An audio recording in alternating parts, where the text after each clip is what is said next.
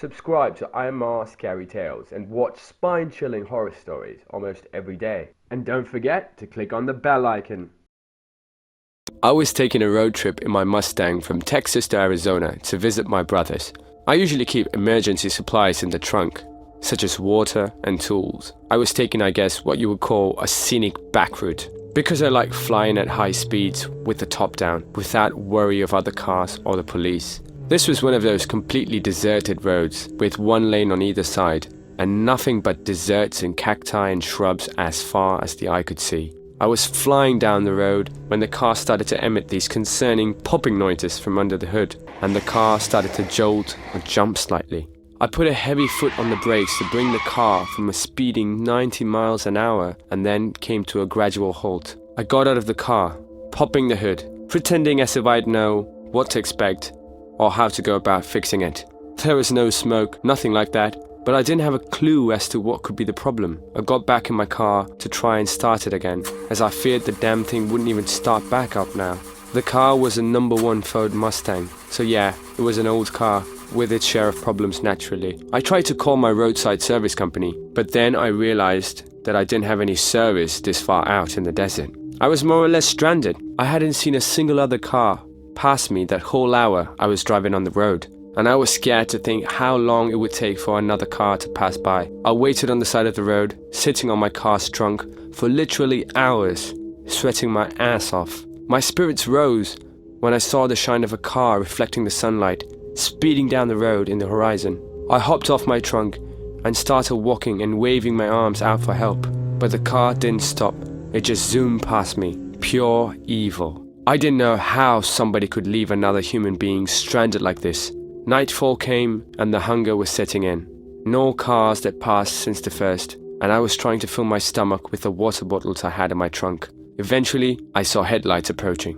I had my car's hazards on, but I also waved my arms once more. The truck, as it turned out, pulled to the side, and a fairly large man stepped out. I told him my car had broken down and asked him if he knew anything about cars. But he didn't seem immediately interested in my car. He seemed more interested in asking me if I was alone, where I was going, and why I just didn't call for help. And he asked me if anyone knew I was here. These questions were certainly making me uncomfortable. He finally offered me a ride, though if he was trying to make a point of making me uncomfortable, he accomplished that. I stepped up into his pickup truck, and off we started driving. He said it would be a long while before either of us would have phone service. He started asking me more questions, like why I would decide to take a back road like this. Minutes in the truck started to slow down. I heard him utter, "Ah, shit." He pulled onto the sand on the side of the road, looked at me and said, "This piece of crap has broken down. This couldn't be happening." I looked back at the man and realized he was still looking at me. 5 seconds went by and he was just staring at me. He finally asked me to go and lift up the hood, and he said he would crank up the latch. I can only describe this whole situation as being insanely suspicious. I went in front of his truck with a bit of distance between the front and I, and waited to hear a click, meaning that the truck's hood was unlatched. In my head, I was picturing him trying to run me over, and that's exactly what happened. As I took one step towards the truck to try and open the hood, I heard the roar of the engine as the man was on the gas. If I had reacted half a second later, I would have lost my legs or instantly have been killed.